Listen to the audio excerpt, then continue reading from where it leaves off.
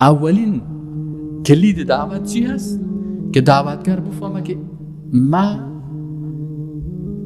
دین ابلاغ میکنم اما هدایت کار من نیست. فهمیدین این قاعده را؟ اگر کسی دعوتش کردی و قبول نکرد، خلاص هدایت کار الله است. وظیفه پیغمبر چی بود؟ ابلاغ بود. الله متعال برای رسول الله صلی گفت انما علیک البلاغ و علینا الهدى. وظیفه تو رساندن است. هدایت کار کی است؟ کار الله. شما برای این نفر اینمی درس بگویید که باز در روز قیامت اتمام حجت شود، که باز در روز قیامت نگویه که یا الله اینمی نفر رخ برای من، این بچه رخ من مشتاخت میخویش برای من نگفت.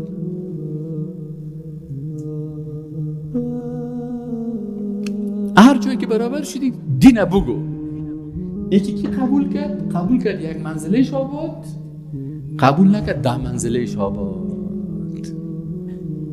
ما در صنفم شاگردای ما زیاد قسم شاگردا داشتیم. برشان بیفتیم برادر عزیز، ما دین براتان میگیم، توحید براتان تشریح میکنیم، قبول کردید هم اختیارتان، قبول هم نکردین اختیارتان. الله متعال میگه انا هدیناه السبیل اما شاکرا و اما کفورا. ما را برای مردم نشان دادیم. یک کسی از بسیار دوستش داری.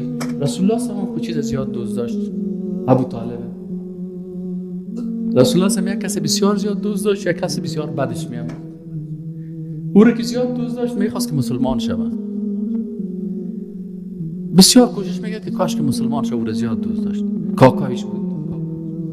حتی رفت دوادی چیز برش داد. میکوشش گفت کاکا جانم یک دفعه میگوش ما بگو لا اله الا الله محمد رسول الله که در روز قیامت ما بخیزم و بگویم پیش الله که یا الله همی خوینه ما شنیدم.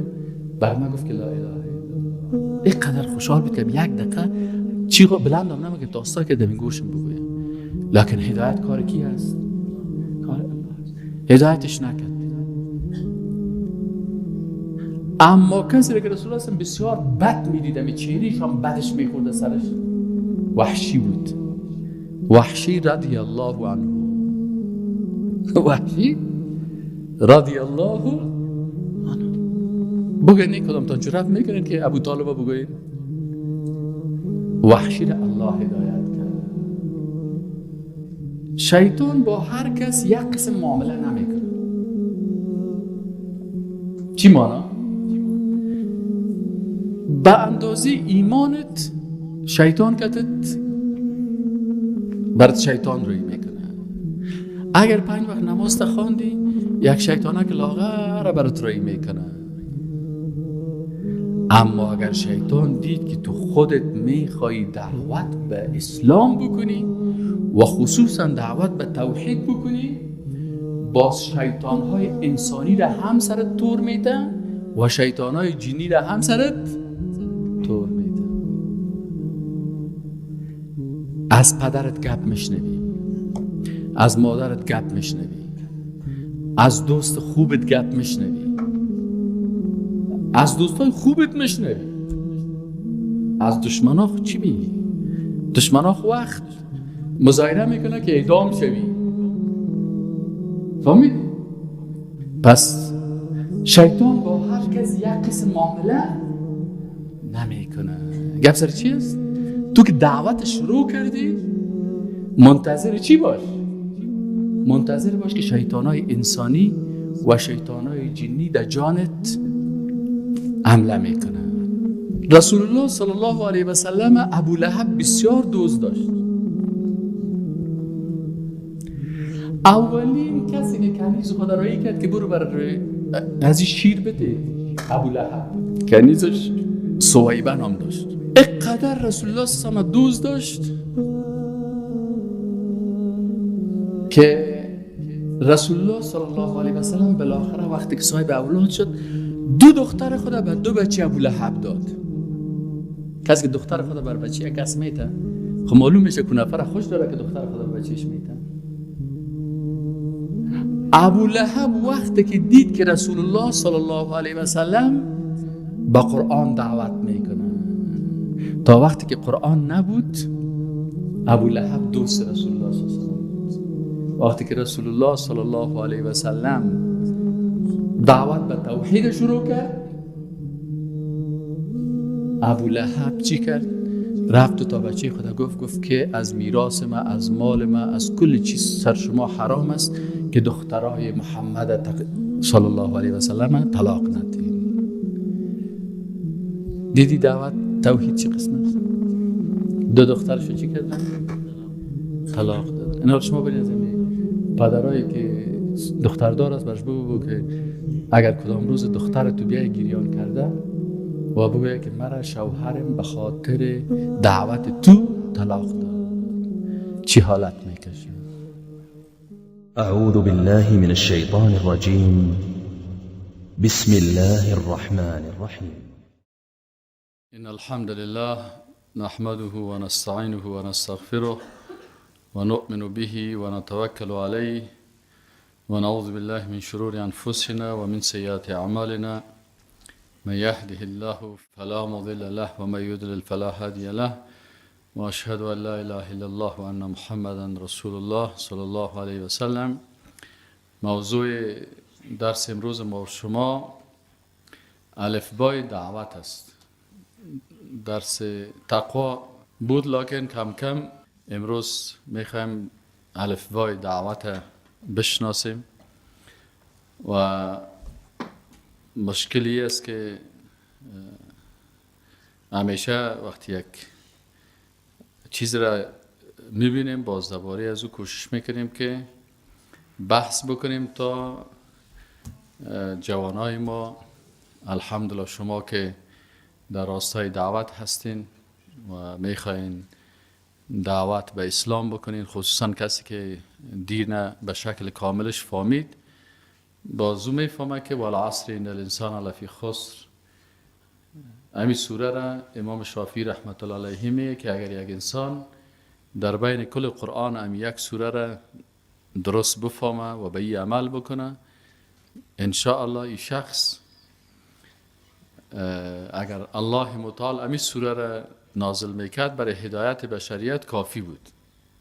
یعنی سوره والعصر اگر کس معنایش بفهمه، و ما و شما الحمدلله جوانایی که ایره میفهمن. خب اصل گپ سر از می هست که انسانی که دین شناخت ای حتما دعوتگر میشه. چرا؟ ان الانسان لفی خسر الا الذین، مگر کسی که سه صفت داشته باشه. چی هست صفتش؟ آمنو، ایمان، و عمل الصالحات، اعمال صالحه. باز دعوت است به حق و حق توحید است و صبر. و دعوت به حق و به توحید و صبر ای چی هست؟ اینمی دعوت است. پس هر انسانی که دین فهمید ای دعوتگر میشه، حتما دعوت به عقیده توحید میکنه. ولی ما و شما وقتی که دعوت میکنیم، من یک کتاب نوشته کردم به نام الفبای دعوت. تقریبا چندین ساله که من خودم اصلا تخصصم در بخش لیسانس کلیت و دعوه را خواندیم، پانتون دعوت بود. رشته اصلی من دعوت است. از این خاطر دوستایی که فتوا و سوال تو را میکنم من جواب نمیگم، باز قار میشه میگه سوال مرا جواب نگفتی. من میگم شما برید پیش دکتر قلب چشمایت نشان میدی. اول ما خود دکتر قلب هستم، من به عقیده دعوت میکنم. تو آمدی چشمایت، برو چشمایت پیش دکتر چشم. از این خاطر من بسیاری وقتا سوالایی را که نمیفهمم وقت خودم به اون نمیتم. چرا؟ هر کس باید در رشته خود کار کنه. اگر دکتر قلب برسه آناتومی و فیزیولوژی چشم بخونه، باز قلب از پیشش میمانه. حالا اگر من در اون مسائل بحث بکنم، باز همین اصل عقیده و دعوت از پیش من میمانه. فقها زیاد است، مفتی صاحبا زیاد است، اما فقها و مفتی هایی که دعوتگر باشن و عقیده درس بدن نیست.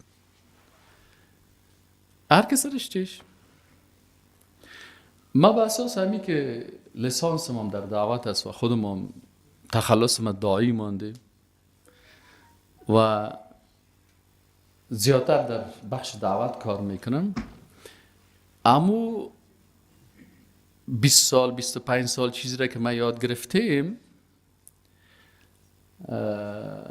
و در 20 سال 25 سال چیزی را که ما تجربه حاصل کردیم، کلی از او را به شکل یک کتاب کوچک به نام الفبای دعوت برای جوانان دعوتگر مثل وحید الله رحیمی، این تو جوانان هستن، مثل گلاب الدین، تخلص گلاب الدین چی است؟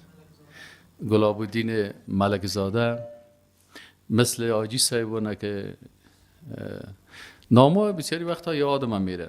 خوب آجی صاحب محمد عارف تخلص دارن، یوسف زیف صاحب، مثل دیگه برادران ایفرام دیگه، انجینیر صاحب در موبایل ما نوشته کردیم، انجینیر صاحب عبیدالله، اون جوانی که ماشاءالله درس بسیار خوبش دیروز تشریح کرد، پدرش همونجا تشریف داره، چی نامت بشه؟ محمد هارون. و شما کلتان که من نامایتان رو نمیفهم چی جور کردیم برای زمین دعوتگران و دکتر سیودید، کسایی که نامایش هم میفهم میگم دیگه. اون بیادرزاده کاکا صفت میر، کاکایش هم بشناسم، کاکایش اندیوالم بود، خودش نام خدا برام نمیگه دیگه. برادر گلاب جان به نام برادر گلاب میشناسم ایشان. اینی دعوتگرای خوب ما، جوانایی که شما هستین، برای شما ما یک کتاب جور کردیم به نام الفبای دعوت.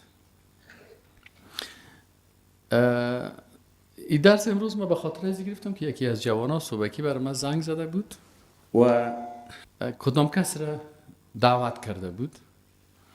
باز گفت من بسیار کت شلگی کردم و جدو کردم. من گفتم برادر شلگی نکو. اصل دعوتی چی است؟ مثلا موسی علیه السلام الله برش تورات داد، اما قرآن برای موسی علیه السلام داده نشده بود. موسی علیه السلام تورات داشت و محمد صلی الله علیه و سلم برش قرآن نازل شد. تلک الرسل فضلنا بعضهم علی بعض، برای هر کدامش یک فضیلت خاصی داده شده بود. پس اگر برای موسی علیه السلام تورات داده شد و به محمد صلی الله علیه و سلم تورات داده نشد، به این معنی نیست که فضیلتش کم شد. هر کس فضیلت خود داره، هر پیغمبر فضیلت خود داره. حالا بعضی چیزایی که برای آدم علیه السلام نامهایش گفته شد، این نامها را رئیس ملائکه که جبریل امین است یاد نداشت. وعلم آدم الاسماء كلها ثم عرضهم على الملائكه فقال انبئوني باسماء هؤلاء ان كنتم صادقين قالوا سبحانك لا علم لنا الا ما علمتنا.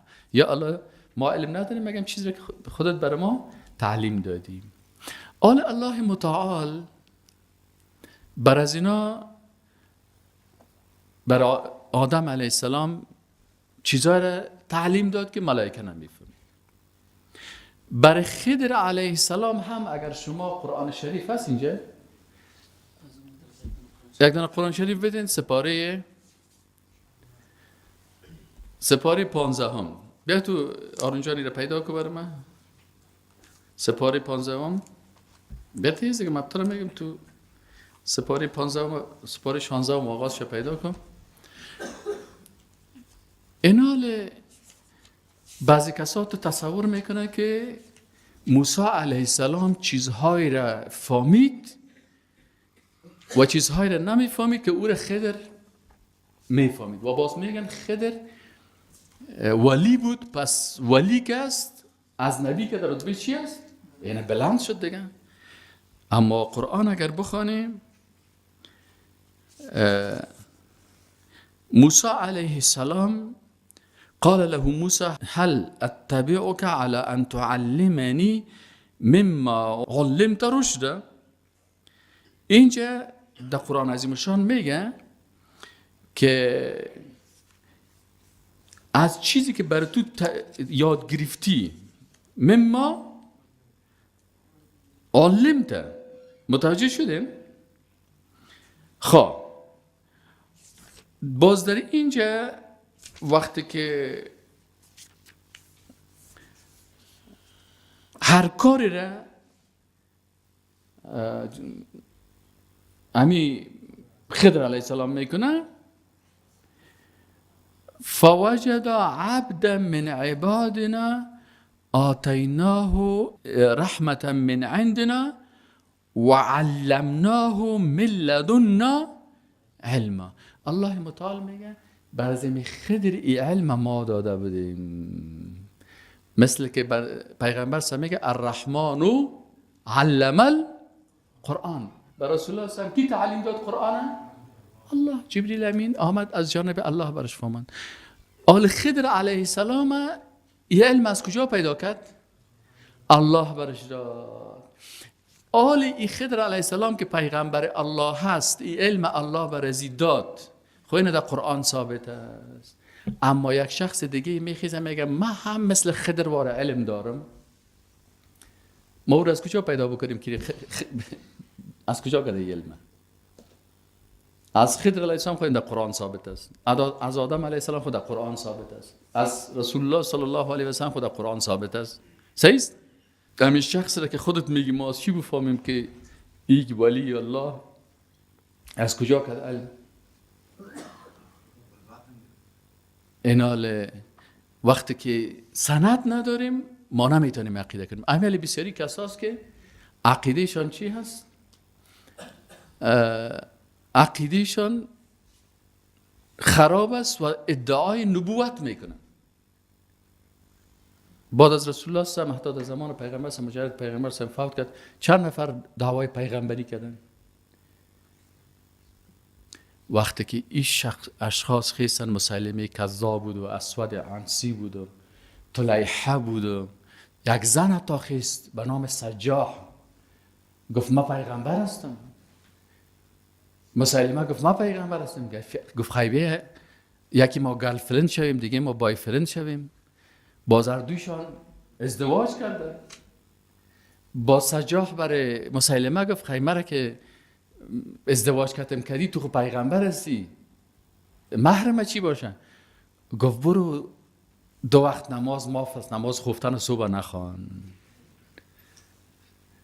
امی آدم های بیدین که هست اکثرا چی میکنن؟ دین حذف میکنن، قیچی میکنن. برای تو دین میگه که دیندار هستی لکن دین قیچی کرده. مثلا رسول الله میگه دین 70 و چند شعبه داره. ای آدم بیدین چی میگه؟ میگه دین 1 شعبه داره. اینه میری که گرفتی تو خلاص جنتیستی. یگان تو باز میگه یک دول بزن برقص در جنت میری. بسیاری جوانا میگه چقدر خوب است، سازم خوشم میه، رقصم خوشم میه. ده و قریر دیگه که توی باشم من دویده میرم. این چقدر خوب است که هم برقصم هم دیندار باشم در جنت برم. این حال بسیاری کسا دین تلفیق میکنن، دین تغییر میتن، دین قیچی میکنن و بسیاری کسایی که جاهل هستن فکر میکنن والله بسیار چقدر آسان است. ما را میگه شما بسیار سخت میگیرین. این فلانی ها سازم چیز نمیگه، رقص هم چیز نمیگه، دوستی امریکایی ها هم چیز نمیگه، طواف کردن در قبر هم چیز نمیگه، حتی که بت پرست هم میره میشینه. شما خود دین سخت ساخته. آل رسول الله صلی الله علیه و میگه الایمان بدون و 70 شعبه. ایمان 70 و چند شعبه داره. برای سجاح چی که دین چی ساخت؟ آسان ساخت. گفت 2 وقت نماز چی است؟ معاف است. دیگر روز باز میگه که خیر ترجمیم چی میتی؟ برو نماز پیشینم در ترجمیت معاف. خیر شاه سلامی چی میتی؟ برو نماز دیگر. حال دیگر سجاح زن است و مسیلمه شوی. برو به شاه سلامیت عوض برنجی گپا نماز دیگرت معاف. این یک وقت کلش خلاص شد، معاف شده رفت، معاف شده رفت، معاف شده رفت. و این اسلوب بیدینا همی قسم است. شما جوانای دعوتگر متوجه بشین. این حال بعضی کسا که میگن که موسی علیه السلام از خضر یاد گرفت. خب موسی و خضر چی فرق داشتن؟ لا نفرق بین احد من رسله. با آدم علیه السلام هم الله تعلیم داد، بر محمد صلی الله علیه و الله تعلیم داد، بر خضر علیه السلام هم تعلیم داد، بر موسی علیه السلام تعلیم داد. لکن چیزی که برای زیش تعلیم داده برای دیگه تعلیم نداده. این همون چیزا رو از او یاد میگیره. مثل که وعلم آدم الاسماء کلها، الله متعال به آدم علیه السلام تعلیم داد. باز آدم علیه السلام این نام ها را به ملائکه تعلیم داد، برشان گفت. خب دیگه چی مشکل پیدا میشه؟ آیا خیلی ما بگوییم که چون پدر ما که آدم علیه السلام است چیزایی که ملائکه یاد نداشت، پس ما از جبریل امینم که در رتبه ما بلند است؟ سبیل بعضی اوقات استدلال غیر منطقی است. ملائکه از آدم علیه السلام تعلیم گرفتن، ما و شما اولادی آدم علیه السلام هستیم، پس ما از آدم از ملائکه که در رتبه ما بلند است؟ بلند است یا پایین؟ کی میتونه بگه؟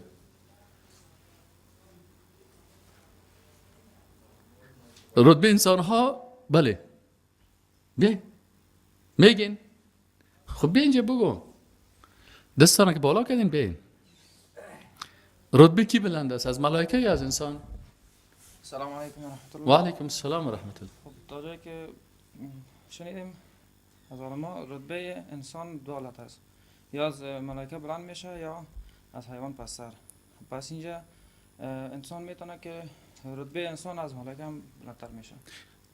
خیلی تو جواب بگوین که بعضی انسان ها هست که رتبهشان از ملائکه کده بلند است و بعضی انسان هست که رتبهشان از حیوان هم کده پستر است. نظر به درجه و ایمانش. جزاک الله خیر. فهمیدی؟ خب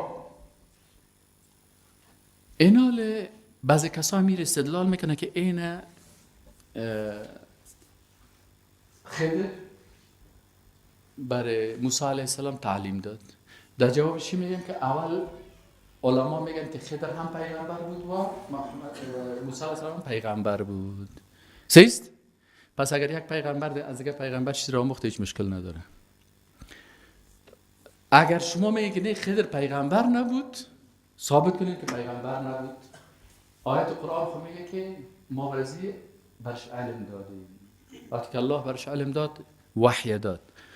آیا خضر این چیزها را از دل خود گفت یا وحی الهی برش بود؟ وقتی که وحی خبر داد پیغمبر شد.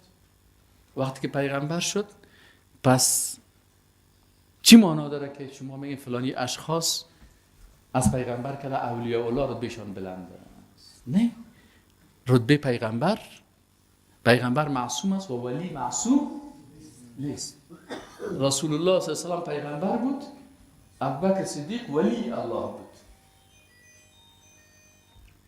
صحیح نه؟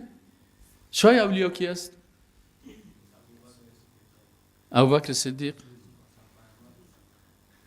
بگویید شای اولیاء محمد رسول الله صلی الله علیه و سلم.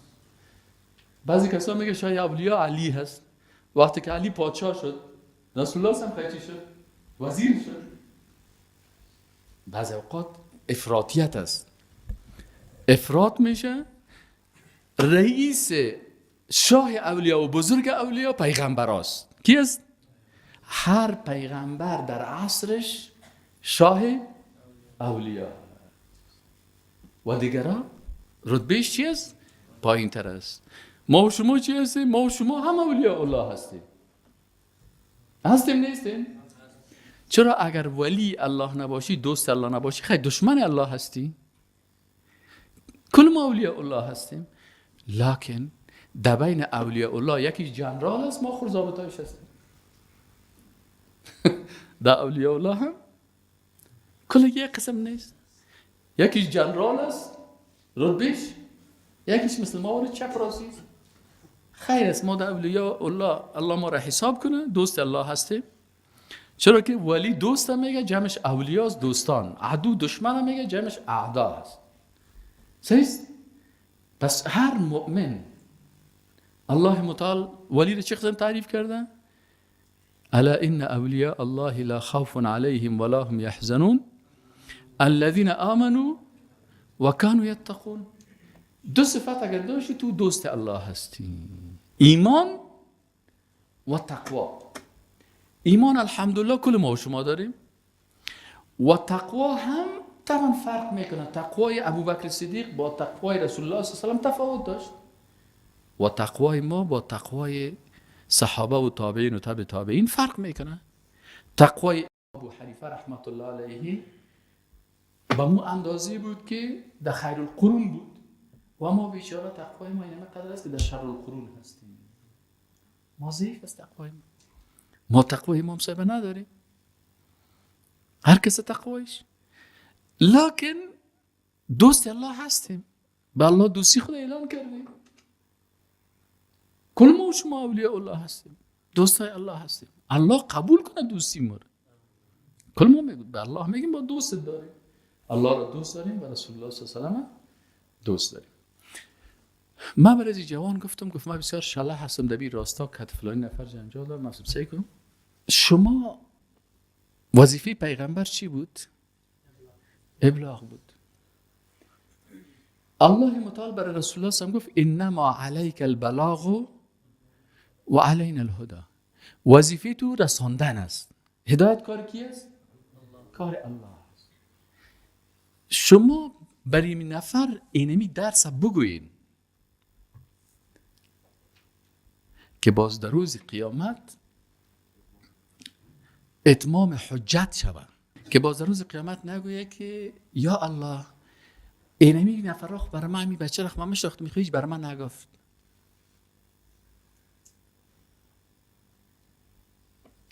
هر جایی که برابر شدی دین بگو. یکی کی قبول کرد؟ قبول کرد یک منزله شاباد، قبول نکرد 10 منزله شاباد. ما در صنفم شاگردای ما زیاد قسم شاگردا داشتیم. برشان بیفتیم برادر عزیز ما دین براتان میگیم، توحید براتان تشریح میکنیم، قبول کردین هم اختیارتان، قبول هم نکردین اختیارتان. الله متعال میگه انا هدیناه السبیل اما شاکرا و اما کفورا. ما را بر مردم نشان دادیم.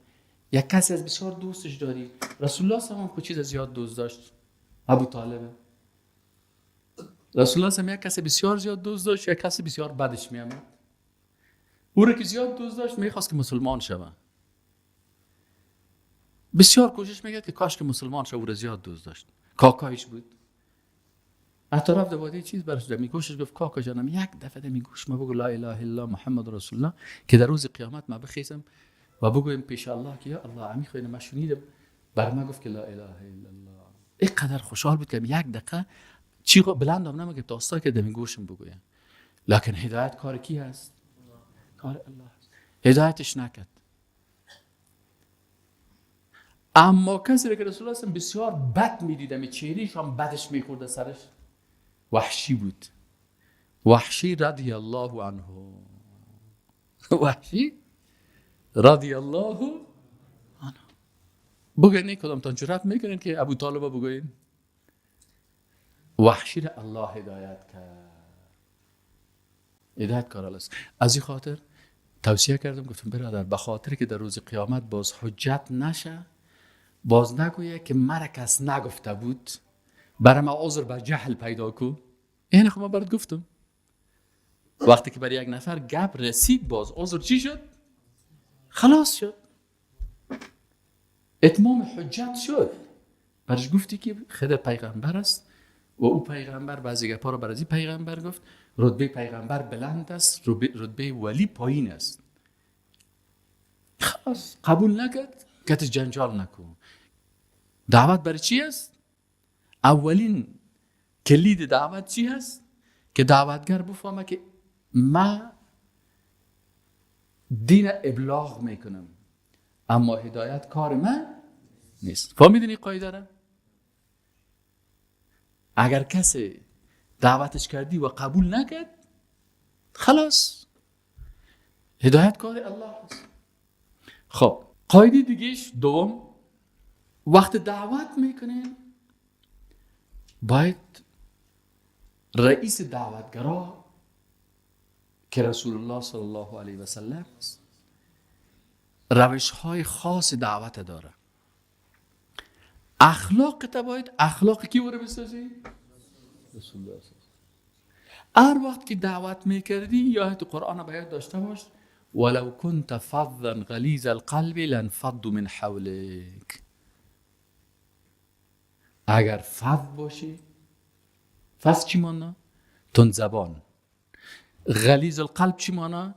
سنگ دل. پس دعوتگر باید دو چیز نباشه. هر وقت که دعوت میکردی این دو چیز باید پیش چشمت داشته باشی. زبانت شیرین باشه، قلبت نرم باشه. زبانت شیرین باشه، قلبت. فهمیدین قاعده دومه؟ الف فهمیدین ب بود. فهمیدین الف بای دعوت. خب سومش قاعده سوم. قاعده سومی است که شیطان با هر کس یک قسم معامله نمیکنه. چی مانا؟ به اندازه ایمانت شیطان کتت برات شیطان روی میکنه. اگر 5 وقت نماز تخواندی یک شیطانه که لاغر برات روی میکنه. اما اگر شیطان دید که تو خودت میخوای دعوت به اسلام بکنی و خصوصا دعوت به توحید بکنی، باز شیطانهای انسانی را هم سرت تور میتن و شیطانهای جنی را هم سرت تور میتن. از پدرت گپ میشنوی، از مادرت گپ میشنوی، از دوست خوبت گپ میشنوی، از دوستای خوبت میشنوی. از دشمنا چی میگی؟ دشمنا وقت مظاهره میکنه که اعدام شوی. فهمیدی؟ چی میکنه؟ یک وقت یک چند نفر مظاهره کردن که من اعدام شوم. من گفتم باش یا کی هستن؟ رئیسش پیدا کردم. دم اینترنت رئیسش میگه که من مسئول خاد بودم در وقت دکتر نجیب. فهمیدی؟ امی حزب که میخوای ما را اعدام بکنه، من رئیسش پیدا کردم. گفتم یا خوشتکایش هستی در روی سرک برآمده، وقت توشتکا غرض نداره، امون ننکلانش پیدا کن. اصل گو کلانش که پیدا کردم، دیدم که گو کلان از او گو دیگه شیر خورده. فهمیدی؟ و خودش دکتر سیبدی در اینترنت باز تو تحقیق کن. خواجه محمد صدیقی رئیس حزب همبستگی در یک تلویزیون خودشی کردن، در یوتیوب هست، در یک تلویزیون مصاحبه کردن و گفته که من پرچمی بودم. پرچمی چی مانه؟ یعنی رهبرش کارمل بود و کارمل کسی است که کل بشریت میفهمه که وقت روسا آمدن افغانستان گرفتن، کارمل از مسکو آوردن. کسی که نمیفهمه او لوده است. کت لوده ما غرض نداریم، اما کسی که تاریخ میفهمه، تاریخ معاصر افغانستانه و کسایی که ریش سفید از همه بودن، فهمیدی؟ اگر کل ریش سفیدا میفهمن که وقتی که روسا در افغانستان آمدن، کلش میفهمن گردن ریش سفیدای ما بسته است که برای جوانا حق نمیگن. کل ریش سفیدا میفهمن که روسا آمدن افیزالامین کشتن. بعد از اینکه افیزالامین روسا کشت، کارمل در شوروی بود. روسا که آمدن تانکایشان کابل گرفتن، افیزالامین کشتن. کارمل عین از اتحاد شوروی که نمیفهم در تاجیکستان بود یا در ازبکستان بود یا در مسکو. ازبکستان بود. این از ازبکستان بیانیه داد. اینال حکومت دیگر را گرفتن، یزو جامد. آلی این نفر شاگرد یزوست. یا که آمدن در افغانستان در زمان در روسا چیزی که علمای اسلام بود کشتن. ما رو چرا نکشتن؟ ما خوب وقت صنف 9 بودیم در مکتب، صنف 8 و 9 بودیم. صنفی های ما را زیاد کشتن، زیاد مردم کشتن. این حال یک مجلسشان خطا خوردیم، حال به نام دموکراسی ما را هم میخواهید مظاهره بگه که اعدام شوند، در حالی که محکمه خودشان ما را برائت داد. ما را 13 ماه برد، قاضی و محکمه اعلان کرد که استاد دایی، استاد راسخ و قاری طاهر و یک بچه که دیگر نجیب نام داشت که ما بود 4 نفر، سر از هیچ سندی وجود نداشت، 20 پایه کامپیوتر و هارد دیسک ما بود، بس دادن. انتشارات از هم کدام مشکل نداره، محکمه فیصله کرد خلاص. اما این انا لله و انا الیه راجعون، این شاگردهای روس، دشمنای سرسخت مسلمان ها، هنوز هم دلشان یخ نکرده، مظاهره میکنن، میگه که چی است؟ یا باید اعدام شود. پس شیطان با هر کس یک قسم معامله نمیکنه. گپ سر چی است؟ تو که دعوت شروع کردی، منتظر چی باش؟ منتظر باش که شیطانای انسانی و شیطانای جنی در جانت حمله میکنه. رسول الله صلی الله علیه و سلم ابو لهب بسیار دوست داشت. اولین کسی که کنیز خدا رایی کرد که برو بر از این شیر بده ابو لهب بود. کنیزش سویبه نام داشت. اقدر رسول الله صلی الله علیه و سلم دوست داشت که رسول الله صلی الله علیه و سلم بالاخره وقتی که صاحب اولاد شد، 2 دختر خود به 2 بچه ابو لهب داد. کسی که دختر خود بر بچه کس میته، خب معلوم میشه که نفر خوش داره که دختر خود بر بچهش میته. ابو لهب وقتی که دید که رسول الله صلی الله علیه و سلم با قرآن دعوت میکنه، تا وقتی که قرآن نبود ابو لهب دوست رسول الله صلی الله علیه و سلم بود. وقتی که رسول الله صلی الله علیه و سلم دعوت به توحید شروع کرد، ابو لهب چی کرد؟ رفت تا بچه خدا گفت که از میراث ما، از مال ما، از کل چیز سر شما حرام است که دخترای محمد صلی الله علیه و سلم طلاق ندین. دیدی دعوت توحید چه قسم است؟ 2 دخترشو چی کردن؟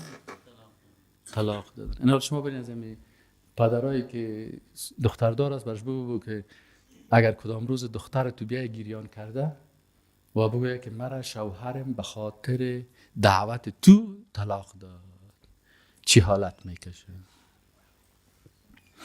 پس وقتی که دعوت دین شروع کردی، لقمان حکیم برای بچه خود چی میگه؟ یا بنیه اقیم الصلاه، بچه نماز بخوان و امر بالمعروف و انه عن المنکر. وقتی که نماز خواندی صحیح، باز چی کو؟ امر بالمعروف کو و نهی عن المنکر کو، واصبر علی ما اصابک. و اگر برات مصیبت میرسه چی کو؟ صبر بکن. واصبر علی ما اصابک. پس این قاعده چندم شد؟ 3م قاعده شد. 3 قاعده امروز یاد بگیرین، کم کم یاد بگیرین که یک روز خدا مولا نمیشه دیگه. اگر این 3 قاعده رو تا هفته دیگه عمل کنین،